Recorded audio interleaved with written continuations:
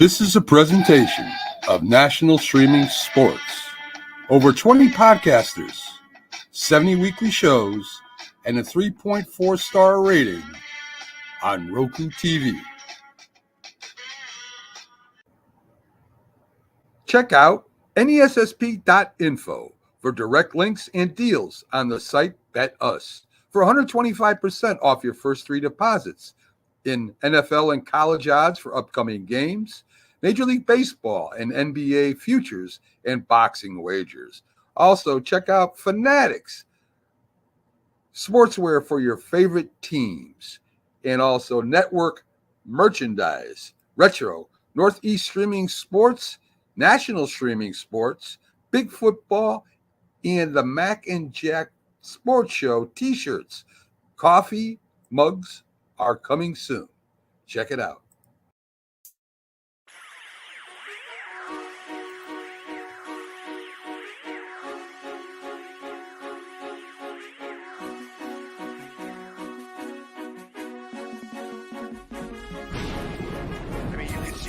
Without LeBron, Lakers are struggling. Let me tell you about a team I hate, all right? I know the Dallas Cowboys Win. I don't know, Jack. It's a big decision. I've often said that the people who run baseball, they try very hard to ruin it. I'm from Brooklyn. I don't have a problem saying space. Pittsburgh at Buffalo. Thank you. I thought I was right. So anyway, Yeah, Mac, you're really interested in these playoffs. This is a presentation of Northeast Streaming Sports. Good morning. You're listening to the Mac and Jack Sports Show on Northeast Streaming Sports.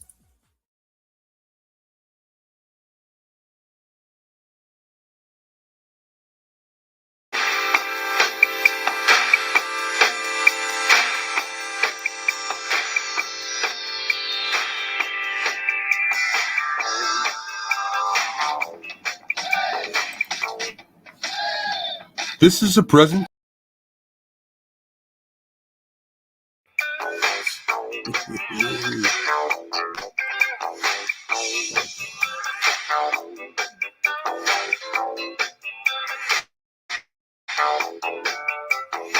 It's Friday, Jack, and we're whipping it all the sports we can in this last day of the week. I'm your host, Mac, with your co-host, Jack, every morning, Monday through Friday, 8 to 5 on the Mac and Jack sports show on National Streaming Sports, a Roku channel. We start off every weekday. In fact, we go on Saturday with our Sports Memory Show, which is very, very much viewed show. And we also have our Big Football Show, which is tearing it up in the ratings, Jack. So, you know, when I look at the NFL and I see these receivers getting all this money, Jack, eventually this either got to pop or whatever. I mean, you can't keep playing wide receivers $50 million a year or $30 million a year. I mean, there's just too many wide receivers. They got a few good ones, but that stand out. But still, it's raising the market. Brandon Ayuk gets 4 years, $120 million, $76 million guaranteed. In fact, that was the offer that was originally put to him by the 49ers, and he decided to go out there and see who would pay him more money. Good for the 49ers or bad, Jack? I mean, it's good for the 49ers. They have one of their elite weapons, Brandon Ayuk, to go along, with George Kittle's, Christian McCaffrey, of course, and Deebo Samuels. It makes them very formidable. It's actually a bargain for the 49ers. You could, in a certain way, if you consider that a CD Lamb, he's averaging $39 million a year, and $100 million of that is guaranteed. So it depends on who the receiver is. If you have a Randy Moss type, a Jerry Rice type, yeah, they deserve top of the line money. I mean, they deserve all they can get. But you're getting a number of these receivers who come into the category of being very, very, very good, but they're not proven as great receivers yet. And they're getting paid money that's off the charts. I mean, you just compare their value to a running back. Are you going to tell me that Brandon Ayuk has more value to the 49er offense as a receiver than a Saquon Barkley would have to the Eagles as a running back. I mean, just do the comparison, and I don't think so. And if it is, it's just marginal, yet the elite running backs are getting paid very little in comparison. But look, it's good that the 49ers got it done. And it's good that the Cowboys signed CeeDee Lamb, who I don't consider a great receiver. I just consider him an excellent receiver, Mac. There's a difference between great and excellent. Okay? Yes. Yes, sir. I agree with that.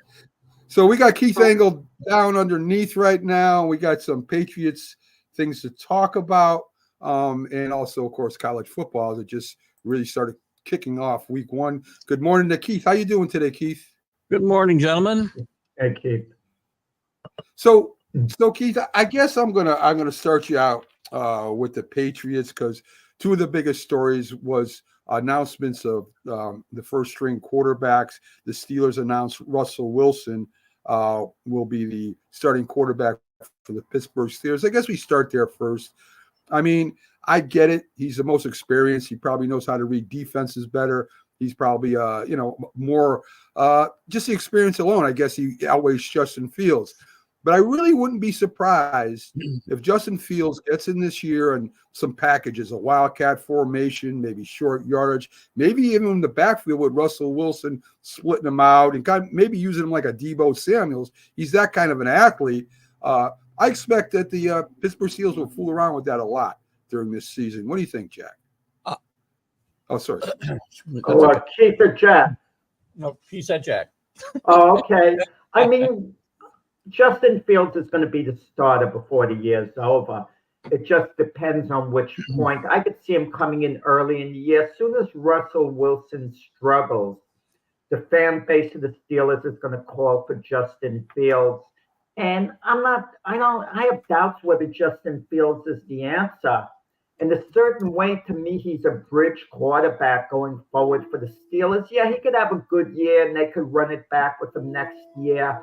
But Mike Tomlin clearly likes Russell Wilson better. But is it based on the old Russell Wilson that he coached against or he saw with Seattle when Russell Wilson was one of the best quarterbacks in the league? But what's intriguing to me is this, and I don't know whether this is true. Keith can maybe answer to this.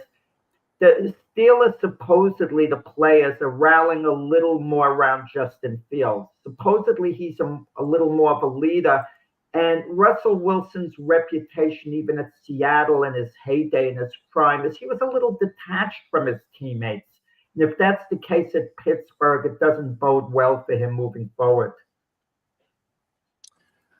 I would agree with a lot of that. I mean, clearly, whether it's clearly that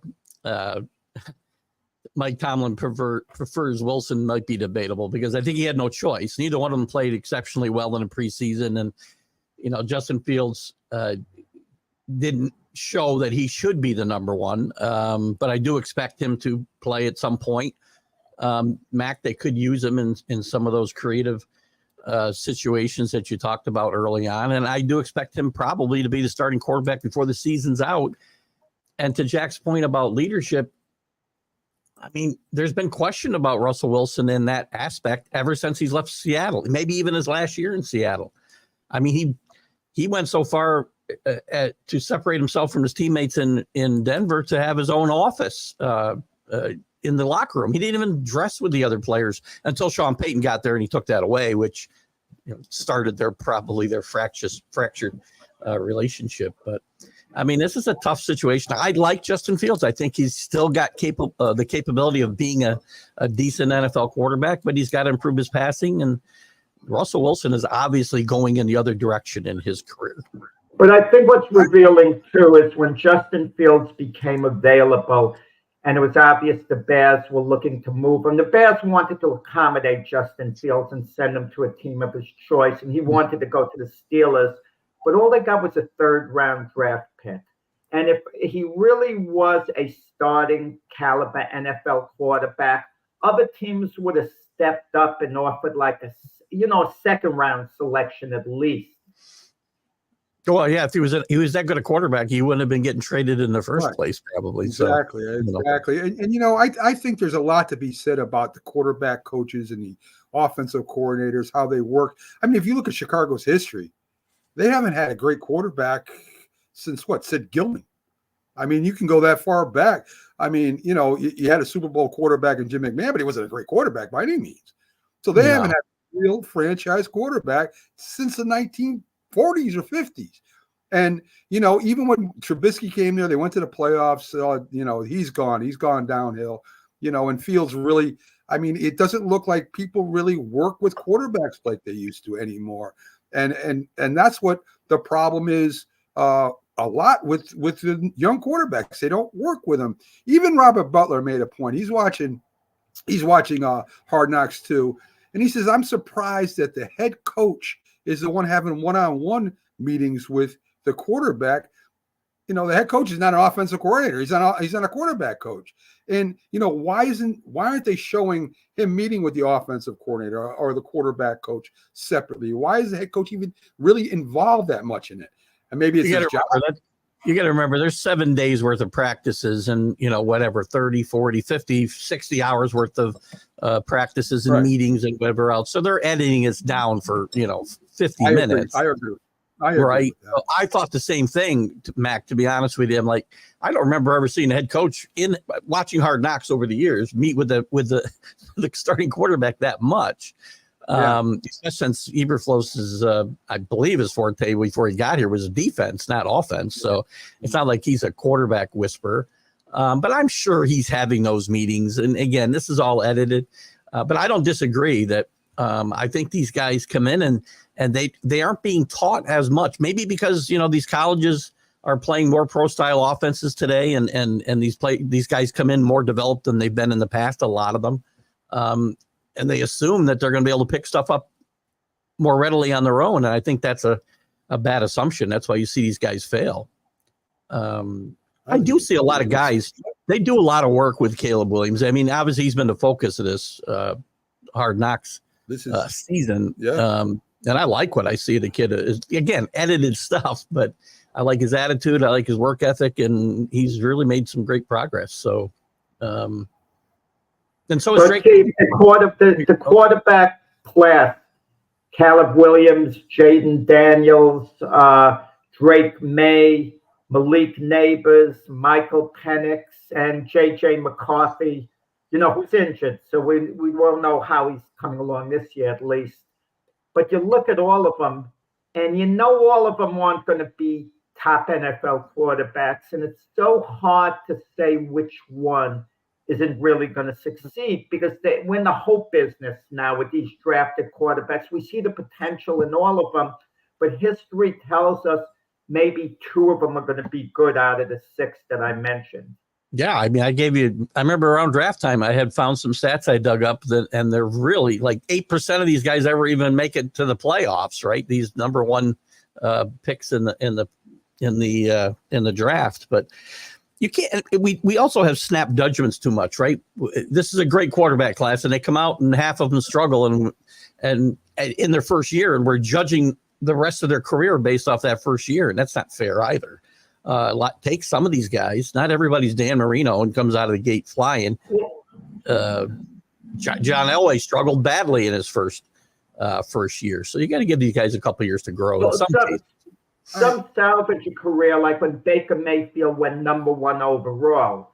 Now he's a starter. Sam Darnold went number 3 overall that year. He's a starter, but the way they got there was taking the long way. Agreed. Slipping, not performing as well. Josh Allen was in that. Let's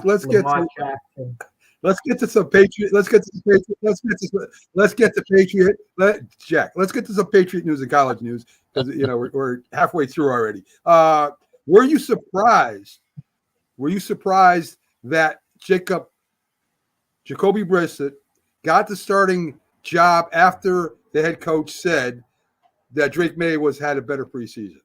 Nope, not even a little bit. 100% right decision. You can't put that kid behind that worse than horrendous offensive line right now. You're just setting him up to fail if you put him back there. They need to get that group solidified and playing better before you could put Drake May back there, he'd get eaten alive. And this is the right move. It's bad for Jacoby Brissett because he's going to be more able to handle some of that pressure probably, but I would not put that rookie quarterback in that situation at all. I think he made the right choice.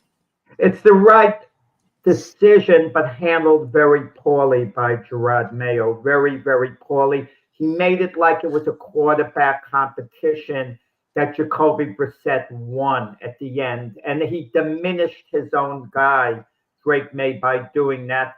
The only saving grace is everyone knows that Drake May is going to be the quarterback probably at some point this season, conceivably early in the year, the way he's coming along in practice, handled very poorly by Gerard Mayo. Again, I may not put him in. I may not put him in until his line is 100% better than it is today, because it is a leaky sieve right now. Well, Keith, that if Jacoby Brissett and the Patriots get off to an 0-3, 1-4 start, they're going to start chanting his name. They're going to start wanting Drake May. The pressure's going to be on the owner, on the front office, on the head coach, and that's where we find out.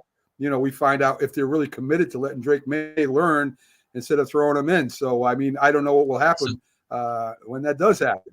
In Foxborough, they're liable to be rooting for him by the halftime of the first game, because that's what the history is here. Long before the dynasty, right? When I sat there for 10 years as the season ticket holder, whoever wasn't playing quarterback is who the fans wanted to play. It didn't matter who it was. It didn't matter. Of course. That's like most fans. So I'm going to give you some games I thought were of note from college last night. You had Colorado beat North Dakota State, a really good game. Sanders throws for 4 touchdowns. He did his job, and very close game. North Dakota State could have won that too, Keith, very easily. Very easily. Colorado, they have 2 of the best players in college football, maybe the best 2 in Travis Hunter and Shedeur Sanders, and they got another receiver.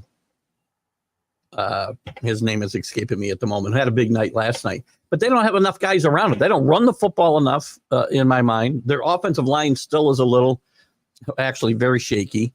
The defense is shaky. North Dakota State puts out good football teams every year, but they're not FBS. This isn't highest level football. They shouldn't.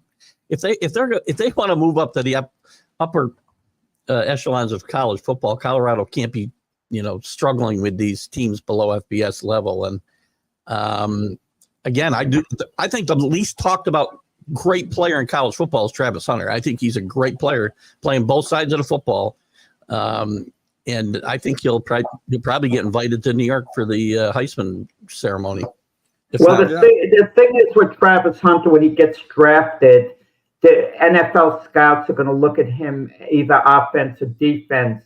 And to just be good at both, a very good, might cost them a little bit in the draft. It's not like they're getting a two-way player in baseball, a combination pitcher, position player.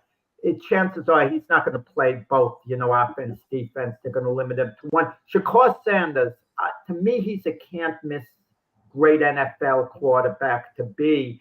He reminds me so much of Lamar Jackson, maybe a little better version of Lamar Jackson, which, says a lot. He's can't miss to me. Too athletic, too much talent, great competitor. I just, I can't see him being anything but a very good NFL quarterback. Yeah, I think Travis Hunter will be the better pro than Sanders at the end of the day. I think he'll play primarily defensive back when he gets drafted, but they'll use him on the other side of the football. They'd be crazy not to. Good morning to Carlton Canteen, who's a big Colorado fan, as you can see. He has nothing but great things to say about Colorado. They're shaky. She got whooped. Well, the defense is shaky. That's the problem. By the way, and I like Deion. Deion's a great marketing person, but he's shooting himself in his foot with this feud he's got with the press, and he's gonna ban him from the locker rooms and all this other stuff. These guys when they're building Deion up, he's all their buddies and having fun. But once they start having a little a bit of negative things to say. He doesn't want him around. So Yeah. he's I'm had gonna some play big- devil's advocate. Keith, if it's in his contract, he doesn't have to talk to so and so.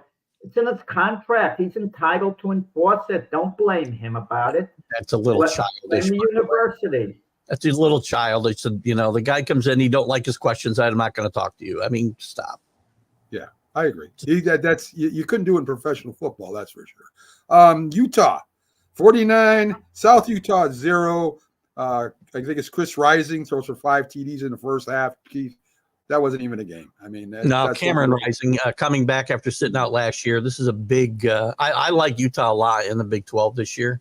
I can't judge a lot by this game, obviously, either.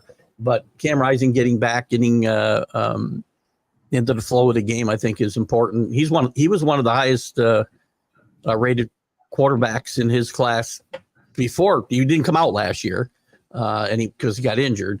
And you don't hear a lot about him in next year's draft class, but I think by the end of the season you will. Cam Rising was a really good football player before he got hurt and sat out last year. Has he been in the college for like 6 years now or something? He's been there a while. He's again with the redshirt rules between COVID.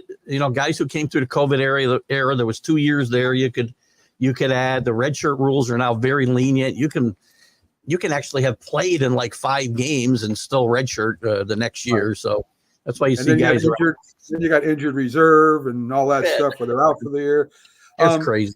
There's a kid in Miami. I think I told you just before. There's a kid in Miami, a tight end, who's starting his 9th college football season.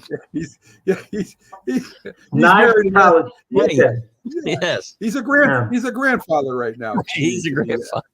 To be honest. Let's see. We got North Carolina comes from behind to beat Minnesota with 4 field goals. I mean, another pretty exciting game there, Keith. Yeah, I watched a lot of that game. Actually, I bet Minnesota last night, but 3.5 hours of watching for nothing because it was a push. But the kid, I felt bad. The kid from Purdue missed 2 very makeable. Well, the last one when the game was ending was a 48-yarder, but he missed a 40-yarder earlier. Both things almost exactly the same way. The first one hit the upright. The other one just missed it on the same side, and I felt bad for that kid. Minnesota played well enough to win this game, but again, you got to have more points at the end. It's still the rules. 2 teams that got a lot of work to do, I think, to be to have good football seasons this year. Yeah, Carolina State and West Carolina, I think, was a lot better game than people thought it would be. They had 4 touchdown passes from McCall. Waters looks like a real good running back, Keith. He ran for a couple touchdowns in the win. North Carolina State is a sleeper in the ACC. Grayson McCall's another guy who's been around a lot. Played a lot at Coastal Carolina. Played at Liberty for Jamie Chadwell in both places. Really good offensive systems, and you get a seasoned quarterback like him and talent around him, as you mentioned with Waters.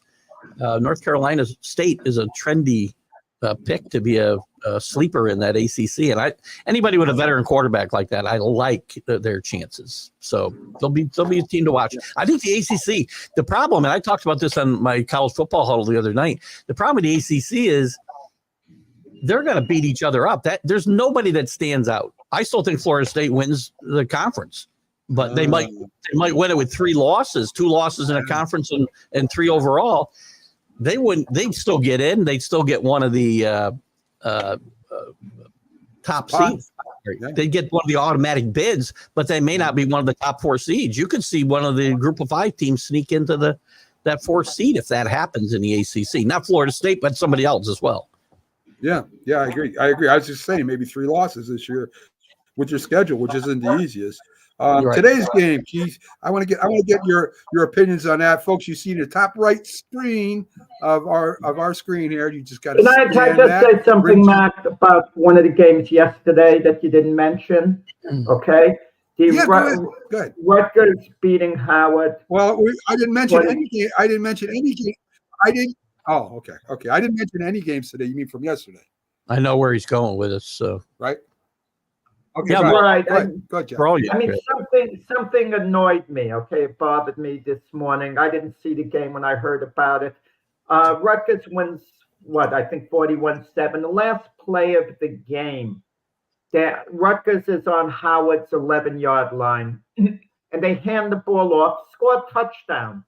And the Howard coach, Larry Scott, is making a big fuss to the Rutgers coach, Greg Schiano, how unprofessional it is, this and that, and had words for him. But the possession before that, Larry Scott is calling timeouts.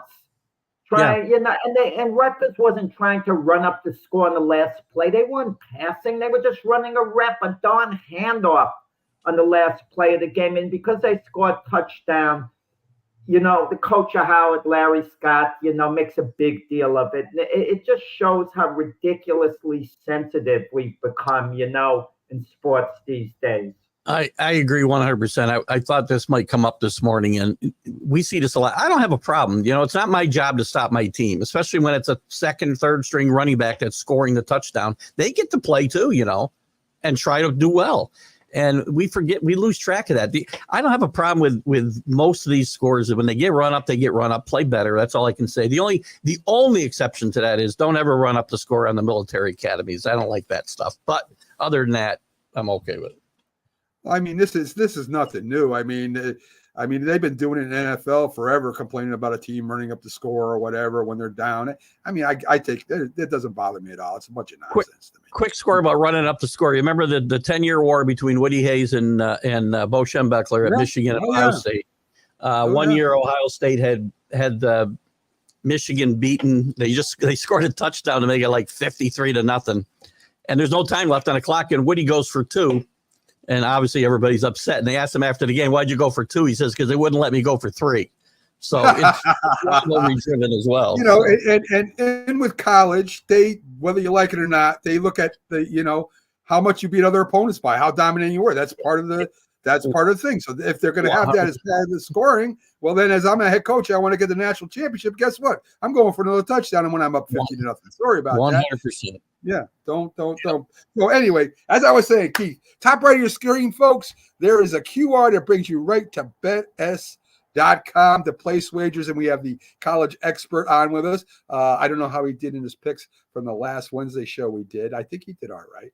So we're gonna have some teams today and the spreads, Keith. I want you to talk about. We have TCU -10 at Stanford. What do you think about that game? Stanford getting 10 points. I actually like the points at home for Stanford in this game. Stanford moving to the ACC, they're going to have a tough time with travel and everything. I think that they want to make hay. TCU is not nearly what they were, 2 years ago when they made it to the playoff and got hammered. They've lost a lot of talent, have not replaced that talent pool. I expect them to struggle a little bit in the Big 12 this year. Not that I think Stanford's going to be any great shakes. But I think Stanford will start to improve a little bit. They've had some really bad years the last couple of years, but I like double digits at home if I've got any talent on the team and not a great team on the other side. So I'll take the points. Okay, all right. I hope I got this right because I was writing early this morning, Keith, and my eyes were crossed. Florida Atlanta, are they going up against Michigan State? Florida Atlantic is playing Michigan State, yes. And the point spread is Florida State getting 11 points, if I'm not mistaken. I guess depending on where you're looking, right? There's as high as 13.5. I've seen Michigan State, but anywhere between that number and what you had. We'll use yours. But boy, this is a tough one because Michigan State has really been down. Florida Atlantic is not, they're okay. I'm going to have to take the team at home here, take Michigan State and lay what is it? Since you got 11. 11. Yeah. I'll lay the 11 and take Michigan State. Okay. And I'm trying to find the Michigan point spread right here. Is it Michigan right? Is there?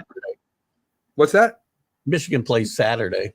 That's right. That's why I don't have it. Temple plus 39.5 at Oklahoma. Oh man. Jeez.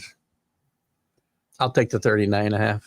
I knew you would. They just swinging that little Jack says they swing that little thing in front of you. I hate those. I hate those spreads so much because again, Oklahoma could go there and win 60-0. It's possible. Whenever they yes. give you that many points, don't take it. I mean, it's ridiculous. It's Back so in the day, ridiculously tempting. Yeah. And because you know what it is, what's nice about taking 30-plus points, it's a tease. You're in the game all the way. Right. You know, and then at the end you get caught, and then you even when you get caught and they make the points up, you think, well, if we get the next touchdown, this or that, it's a big tease. My real money would never be in a game like this. I can tell you right now. For sure. I said that. I did the same thing, Keith. I said I would take this. Steven Jess goes, they're just swinging that thing in front of you, Mac. They want You're going to make me pick that game. That's what I'll do. But money will never change hands there. Yeah, right. I want to talk a little bit about the fallout of Florida State. I really never talked to you about it on the morning show, Keith. And, you know, losing to Georgia Tech, Florida State, as you talked about, might have 3 losses. I mean, they got to run. And if I'm not mistaken, they're playing Clemson, SMU, and another. I don't know if it's Memphis is coming up too. Memphis is coming up too. They had a 10-game win schedule last year. They won 10 games last year. And at the end, I think they play Notre Dame. I mean, it might even be more than 3 losses, depending on, you know, how this snowballs. Well, they play Notre Dame more towards the middle of the season, but yes, they play Notre Dame. They play Memphis, Mark Norvell's ex-team, which gives them a little bit more motivation, even though he's been gone quite a while. Right. It's not an easy schedule, and nobody in the ACC's got an easy schedule, though. I mean, Clemson, the league is, again, it's like the Big 12 a lot. I think it's going to be a fun league to watch because everybody can beat everybody on any given week. Florida State's coming home to play in Tallahassee against BC, who I expect to be much better under Bill O'Brien this year. I do expect them to cover a 16-point spread there, by the way. And I think that's Sunday night. Or maybe Monday night. Sorry. Yes. But I think they'll bounce back in a big way. I think, and again, that's why it's possible the Big 12 and the ACC get one team in because I think they're going to beat each other up. You could have, and I mentioned Florida State having 3 losses. I think anybody who comes out of that ACC could have 3 losses and 2 in the conference, which, you know, that leaves a runner-up with what, you know, 3 conference losses. You're probably not getting a second team in with that type of record. Doesn't mean they're not really, they're good teams. There's no great teams there, though, like you have in the SEC and the Big Ten. That's the problem. There's going to be lots of fun games in those leagues. But even Syracuse this year, I think, is going to be much, much better. With McCord coming in, the transfer quarterback from Ohio State, and Coach Brown taking over, who came from a winning culture at Georgia. I expect them to they could have 8 or 9 wins this year. So it's going to be a really wide open league, except for a handful of teams.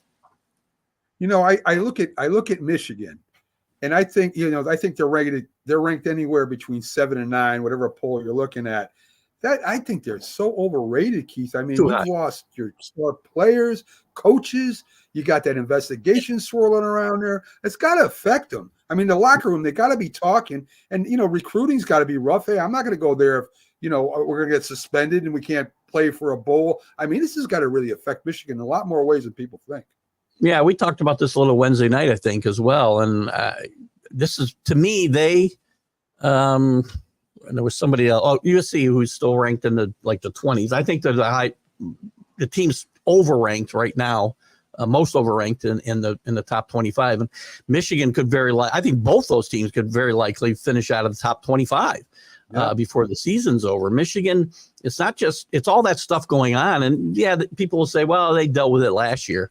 Well, a lot of those seasoned players that dealt with it aren't here anymore. J.J. McCarthy's gone. Blake Corum's gone. The head coach is gone. You know, Sherrod Moore did a great job filling in for Harbaugh, but he wasn't the head coach. Now he's the head coach. It all falls on him, and he's part of the stuff that's swirling around. And how I feel about that stuff that's swirling around is a different story. I think Michigan struggles this year. And Ohio State may put the wood to them when they get to them later on. Because well, if they beat Ohio State, Michigan, and don't make the playoffs, does it make their year? Yeah, will. Yes, that would make their year, and it would probably get Ryan Day fired at Ohio State. Would be my guess. That's not happening. I don't think that's happening. I mean, you talked about a couple skilled players. I mean, they lost half their defensive line, if not more, and half their offensive line, if not more. I mean, they got a lot of players. The only other team that got hit harder than Michigan was the team they played in the national championship, and that was Washington. They've got 13 or 16 scholarship players back from last year, and 20 of the 22 starters are gone. Right. So both those teams got hit hard. Real big time. So I did ask you about the quarterback Cam Rising because he is 25. These are the quarterbacks. Oklahoma State Allen Bowman is 24. Louisville Cardinals Tyler Show is 24. Do you see any of them starting in the NFL next year, Keith? Starting, maybe not. I'm not exactly crazy at this moment about the quarterback class. Shedeur Sanders will go very high, most likely. The rest of them, I at this moment, I can't get really excited about. As good a college players Carson Beck is, and these guys, I don't see any of those guys you talked about. I love Cam Rising, college football quarterback. He's a great college football quarterback. Doesn't mean he'll be a great pro quarterback. I think he'll be in the league.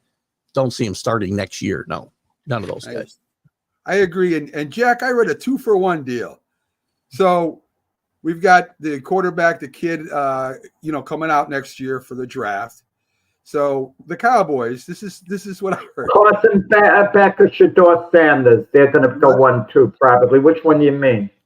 Well, I'm talking about just him first and the head coach.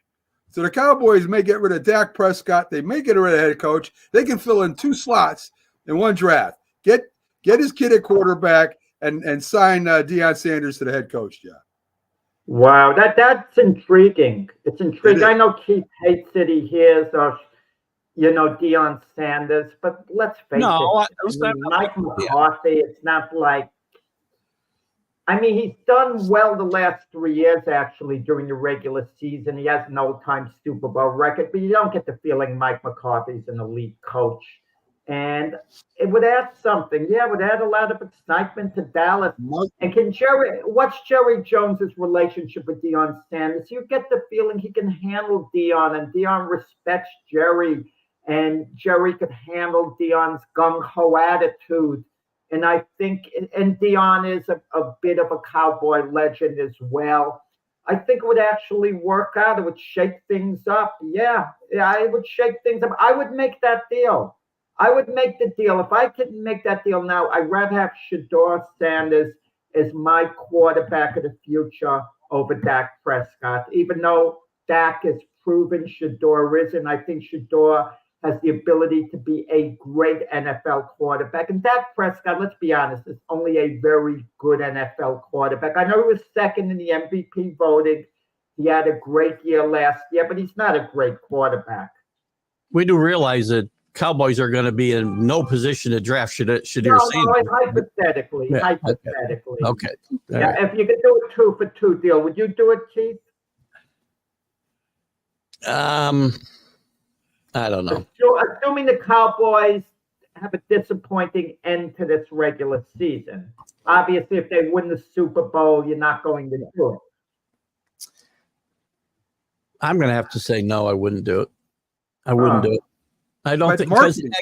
I don't have anything against Deion, but I don't know that Deion's going to be a great NFL coach. I just think the marketing, Keith, the marketing alone. Well, the marketing's awesome. Cowboys don't need any more marketing. They need wins. They need that's what it's about. I figured out Jerry Jones really doesn't care about winning the Super Bowl anymore. Well, he wants his team to go increase in value, and he's done it. It's $10 billion now. If that's his game, then yes, that's a great move. Actually, yes. If that's what the final end result we want is to increase value. Guys, let's forget the glitz with Deion Sanders for a moment. The years he's had at Jackson State, now at Colorado, he'll be ready to take over a head coaching job in the NFL. He knows the NFL lifestyle and what it's about. He'd have to have the right coordinators. Obviously, he'd be smart enough in that respect, and any team would get him the right coordinators. I think he would be fine, and he can relate to the NFL players. Keep I that don't in think- mind I think- too. I Not think- all I think college that- coaches can. I think, Jack, that's where Keith has a great point. I don't think he could relate to the NFL players. He can talk all that smack to the college kids, right? He can tell them all this stuff, all this rah rah, how I'm going to market you, how I'm going to do this. We have marketing classes. They ain't going to work in the NFL. They're going to look at him as a coach and a But former he player. talks differently to NFL players. I don't know. Some people What has can't. he done? What has he done to enhance his resume since he left Jackson State? Nothing. I'm going to tell you, he's been successful. He was successful at Jackson State. Very Can we agree on that? successful. Yes. Okay. Yes, very. And at Colorado, he's been successful in this sense. We're talking about Colorado. If it wasn't for Deion Sanders, no one would give a darn about Colorado. They're going to give a turn about him by midseason this year. That team's going 4-8 again this year, probably. They're And, not- and we'll still be talking about Colorado because of Deion Sanders. Well, the only reason we're talking about him now is because he's battling with the press. Really, he's not. The light is not on Colorado like it was. You watch the sidelines for the first home game, and you tell me if The Rock is there and all these guys are there. I'll bet you anything they're not there. And I'm going to tell you this, and I'm going to make a comparison. Your New England Patriots, because they no longer have Belichick or Brady, they're not as marketable as before. They're just another team right now. Agreed. Okay? If the Cowboys had Deion Sanders there, it would increase their marketability That's what I just said. by That's what I Deion just being said. there. That's I what I just disagree. said. They're not. See, Dallas has never had a marketability problem. I mean, they've always been America's But team. they could line up with one at some point, just like So- New England has. If the game was Right about now. winning Super Bowls, if the game's about winning Super Bowls, then supposed to this is be. a bad idea. It's supposed to be. Keith, let me get to we mentioned Brady. Brady is going to have some restrictions on his booth as an analyst because he's pending ownership with the Raiders. So the NFL is going to restrict him from talking to certain players, certain coaches, being at facilities. I mean, I think pretty much Brady will be up in the booth most of the time. But as far as interviews go and stuff, the NFL is going to restrict him because he has a shot at, he's going to be part owner of the Raiders. And they don't want him using any stuff again, for the Raiders against another team. So that's kind of crazy, right? Fox shouldn't schedule him for any Raider games they might carry anyway. That'd be ridiculous to do on their part, in my mind. But if I'm Fox, I get him on Bucks games and Patriot games, and not that those games will be any good. No, but but I'm not saying necessarily being the commentator. I'm talking about doing interviews. You know how they do interviews. They don't want him in other facilities. Not the Raiders. They don't want him in other facilities where he could go back and maybe tell the Raiders something is what they're worried about. So, anyway. Well, It's bad, and I don't want to hear that you could trust Tom Brady. He'll be honorable. He won't go back, even though I believe he actually would be honorable. You can't trust him. We don't know the exact total financial package approximately Brady would get from the Raiders, but he's getting a heck of a deal, I hear, and it's a financial thing. There might be too much money to turn down. Yet as a Fox analyst, he's getting more money than any analyst in history, $375 million for 10 years. But to me, you can't allow him to do both unless there's a precedent. Let me throw this at you. Let's say hypothetically one of the analysts' kids is a player, like Howie Long had a couple of his sons in the NFL, not quite a quarterback or whatever, and he's sitting in on a team meeting of an opponent. Okay, in the broadcast booth. How do you know Howie Long won't be giving that information? I'm just giving an example here. And I understand some conflicts can't get avoided, but I'm not sure whether this is one of them, whether it should be allowed, not allowed. I wonder if we didn't be having this conversation if the NFL wasn't aligning themselves with gambling sites. I mean, I don't know that we even be having this conversation. I think we would. For the cheating part, I think we would. I mean, they're always looking to see who could have a jump up. I think the betting sites might add to it, Keith, but I think we still would have this conversation. I mean, he could be there letting the air out of the footballs for all we know if they let him into the facility. He could be doing that. All right, Keith. I know I got to let you go. What's your interview today, Keith? I've got Ernie DiGregorio, former Providence Friar, great, and Buffalo Brave. Rookie of the Year, College Hall of Famer. We're going to have a lot of fun with Ernie. All right. So join Keith's on right after us on Roku and join us. Join him over there with his big interview. Thanks for stopping in, Keith, as you do every Friday. We'll see you on Sunday, buddy. See you Sunday. Bye-bye. All right. There you go. So Keith Angle bringing you the head on and the head on. Yeah, I thought that was interesting about Brady. I never even thought that was that would happen, but it makes sense. It makes sense. I don't know what the answer is with Tom Brady. Okay, what he should be allowed to do, what he shouldn't be allowed to. Personally, let him do both, but I'm not sure it's the right decision. He's a minority owner. But and what do the coaches tell these analysts at the meetings anyway? Are they giving them such revealing information? I don't think they ever give them any inside information. I think they tell them some basic things. I think they might talk to him off the record, Jack, too. What they don't say on camera, they might do that. If he's in the facilities and maybe he's watching practice, they're maybe worried about something like that. I think it's a lot to do with nothing. But again, I mean, I can see where another team, if Brady is walking around, says, "Hey, wait a minute, why? What are you doing, man? You're here to do an interview, and why are you over here or why are you over there?" I can see the problem that the NFL might expect from something. I could see it later on. In the beginning, coaches could give false signs. Yeah, we plan to do this or that, and tell Brady mislead him a little bit. It could go both ways. But I don't know. But the feeling is, let's say late in the season, the Raiders and Kansas City Chiefs are battling for first place, even though I doubt that the Raiders will be anywhere close to that. Right. And Brady's walking around the Chief facility to get some information. Right. And that's Tom Brady. He's affiliated with the Raiders. We don't want him around here. And he could be asked to leave conceivably. That's true. Hey, Carlos Brady might just get a uniform and play again. You never know. And thanks for the offer you sent me. Like I said, I got good morning, David. Glad to see you too. Well, the thing, what Carlos just put down, initially you see it and you're going to laugh about it. Brady's old, he's retired. But we're seeing that he's in phenomenal shape, what he's bench pressing, what he's running. I think it's all a tease. I doubt if there's going to be any comeback. I seriously doubt it. But but if I told why would you? If you were in a place, if you won the heavyweight championship for 10 years, and you retired, and you're a promoter now or working, why would you want to come back in a real fight, not an exhibition fight? Why would you really want to come back and get your head split open? That would be crazy. And I think but there's always that little chance. Yeah, the urge to play the game in shape. What I'm trying to say, the chances of Brady coming back, if I told you it was 1 in 10, I wouldn't say it was crazy to dismiss that. I mean, there's always that little element that you feel you could do it. You feel you're in phenomenal shape, and then you get out on the practice field, and you're actually looking good, and the coaches say, you actually can run the offense. I'll give you an example with the Raiders.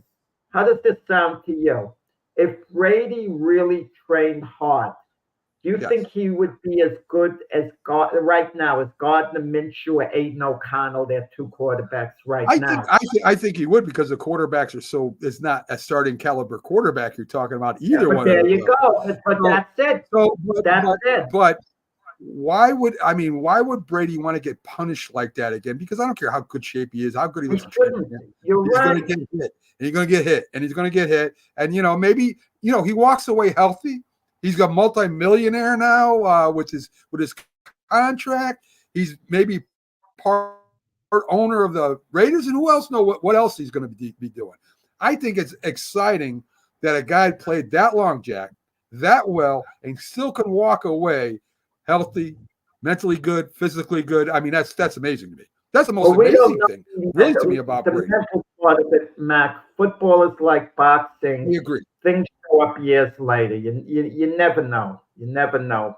But as of now, right? I mean, he looks great, and that's something that rarely happens in football. Real quick update on the Dallas Cowboys. Delvin Cook has joined the Dallas Cowboys, Jack. So now they got two old running backs sharing the ball. I mean, They're both big backs. They're both okay. I don't know what it really does for them, but Mac, Dalvin Cook was good at Minnesota 3 years ago, wasn't good after that. He went to the Jets, was given an opportunity to be the number 2 back behind Breece Hall, and it didn't work out. He wasn't good with the Jets. And then he went to the Ravens. He had one good game there, as I recall, but the Ravens moved on from him. Okay? Yeah. And now, Dalvin Cook is with the Cowboys. He wasn't in demand. And I don't think with a running back, when you've been good 3 years ago, you're all of a sudden going to become good again. It just doesn't work that way. I could understand if there's an injury element that kept you out, like a Jonathan Taylor with the Colts. I think Jonathan Taylor should have a very good year this year if he's healthy. But forgetting the injury factor, Dalvin Cook hasn't been the same player. Why is he going to all of a sudden reemerge with Dallas and be all of a sudden a top of the line back again? Dallas has a good offensive line. So that would at least work in his favor. They lost a couple of their linemen, Jack. They're not as strong as they were Tyrone last Smith year. with the Jets, yeah. Yeah. But, maybe I'm thinking of last year's Dallas team, but then Last again, year's they had team. problems in the playoffs. They did. And you got, like I said, you got 2 pretty big older guys that, maybe if they trade them off and on, they can keep them fresh. Ezekiel Elliott Yeah, and Dalvin yeah. Cook. Yeah. It doesn't excite me, but they're big names because at their best, they were elite. Yes. So people see the names and they get kind of like excited. I just don't see it. Listen, Dallas isn't hurt with the pickup, as long as you're not counting on him heavily, because you never know. You could catch lightning in a bottle and all of a sudden he finds his old magic. You never know, even though I doubt it. Listen, if both of them run for 500 yards each, Jack, that's 1,000-yard running back, right? I don't know. I mean, I don't think it hurts them. I don't think it really helps them either. I think it kind of keeps them the same as they were last year with just Zeke. And, of course, they got rid of their other yards isn't what it once was when you had I agree with that 100%, Jack. It really doesn't take as much to run for 1,000 yards as it did. Let me go through these scores real quick. Philadelphia beats the Braves 5-4. Minnesota beats Arizona 3-2. Houston beats Kansas City 6-3. Dodgers beat the Baltimore Orioles also 6-3, and Milwaukee beats the Giants 6-0. Jack. So those are kind of your scores for the playoff race. The teams that are in the playoff race yesterday. There was a huge thing yesterday with the bobblehead day with Ohtani. The Lions were wrapped around the streets trying to get a bobblehead for the first 40,000 people that got in there. And, of course, not everybody got in. And his dog threw out the first pitch, running the ball to him. That was the first pitch. And he hit a home run. There you go. But what I always say, these guys, very few players that come along like Ohtani or Aaron Judge. They're worth the money you give them because they're more than just players. I mean, they're generational legacy players. You can debate how great they are compared to other players. That's fine. But, you have a few of them in sports. I mean, that's what we talk about Caitlin Clark with the WNBA. You talk about Patrick Mahomes in the NFL. Certain guys are just legacy players, and just the idea Ohtani would have those lines going around the stadium for the bobblehead, says it all. Shows. Yeah, you're right. There's a lot of that. They're making money off Ohtani in different ways than just the attendance for sure. Steph Curry, 1 year, $62 million extension. Jack, I mean, I know he's a great player, but $62 million for 1 year, is he that great? No, he deserves it. But what the stars in the NBA are getting paid without it. I mean, the Warriors got off easy. They only extended him 1 year at that amount.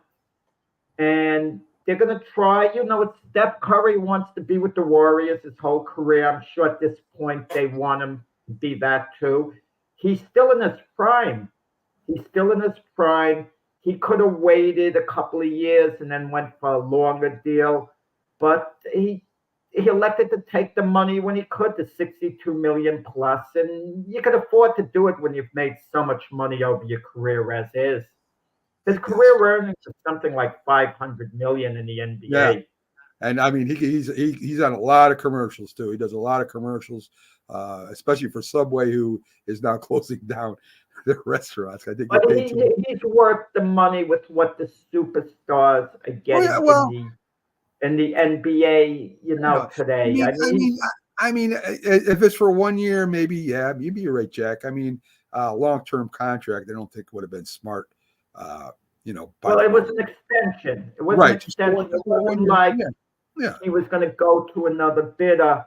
The Warriors got ahead of things. They didn't want to wait a year or two when his contract would become more of an issue, so they extended him one extra year now at a salary that I think is the highest single season salary in NBA history. Yes. It's probably going to get surpassed in a couple of years, Sure.